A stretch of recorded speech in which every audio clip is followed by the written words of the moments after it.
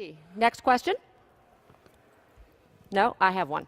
So, thinking about a lot of this discussion, we're talking about convincing different smart companies to choose open source.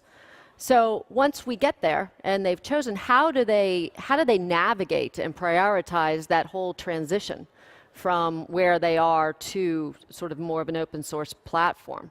So what is that path? Talk about that, or is that too complicated of a question? Chris, I know you've experienced with this. You've been living that for. Is that not something we want to talk about in public? So the path has been pretty simple. I mean, I started out in my days at Intel, and we were probably one of the first largest implementations of Linux. And we tried taking our engineering, our chip development software, and moving it from Unix to an x86-based platform off of a RISC base. And it was very challenging. We tried another platform, Windows, for a couple of years, but it proved very difficult, and we ended up trying to make Unix on Windows. But what we found, it was very easy to take an application from Unix and move it to Linux. And so that's why Red Hat and Intel saw a lot of success early on, was because it was so easy to move that application from one platform to another. And nowadays, so consuming open source was very natural, easy, and it had a lot of cost drivers too around the x86 platform. So, so the migration, I would say, was very as is. Java, certainly a lot of those applications were easy to migrate from Unix to Linux, just because of the open standards around the J2E spec as well. Cool. So, Ed? So the way we see those migrations or companies moving towards open source, most of them, is particularly in the database sector, they start out with new projects, really wanting to use new technology until they gain confidence in what they have in open source.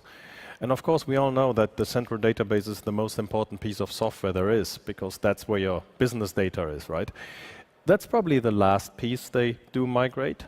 So they start on the outside and then figure. Most of them migrate first in the more internal range, like the DevOps stuff, like monitoring, configuration management, and so on, before they go to the real customer-facing systems. But once they gain the confidence, it's more and more and faster they migrate, because they simply see the advantages. Cool. Yeah. Ed? Yeah, no, I agree with what both Chris and Michael have said, and I come back to something my brother Keith, who's our chief marketing officer, often says, this kind of crawl, walk, run approach, which, is, I think, embodied in what's been said. It's rare that we see successful companies kind of start with an enterprise-wide, mission-critical initiative as part of that kind of on-ramp and part of that journey.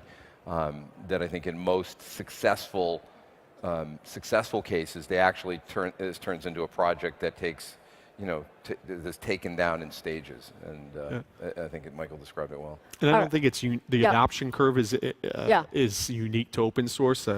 Probably similar to the adoption of virtualization, and now you're seeing the adoption of containers. They're not taking their critical application and moving it wholesale over. It's the new projects, or it's the less important ones, and as they gain that confidence, they are migrating more and more workloads over, whether it was virtualization in the past, now containers, which is certainly driven by open source.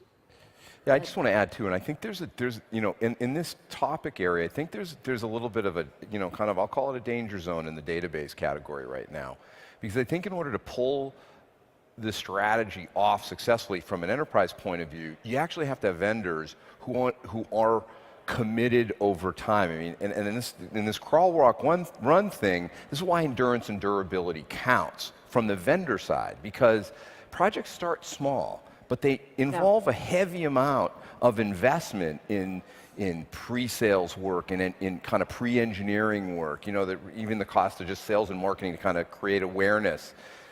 And we're all built on subscription models, which means revenue kind of flows ratably over the life of the agreement. So now you start with small projects and revenue that accrues kind of over months. So you get a real economic dilemma. And I think we're fortunate. We've had 27 consecutive quarters of subscription revenue growth. And that actually enables us to invest in relationships that we understand take sometimes 1, 2, and 3 years of gestation before they get really mature. And I think in the database category, there's more risk because you see more companies have gotten insane valuations, which means they got a pile of dough put on them, and they got to live into those valuations while dealing with a very natural reality of crawl, walk, run. And I think sometimes those things come into conflict, and the way that shows up is you got to do more, and you got to do more now when companies aren't totally ready to do that, or it comes out as, no, we don't just work here, we work everywhere, we can do it all. And this was part of my commentary yesterday, and I believe strongly that's creating confusion for where technology, open source technologies really fit, particularly in and around database.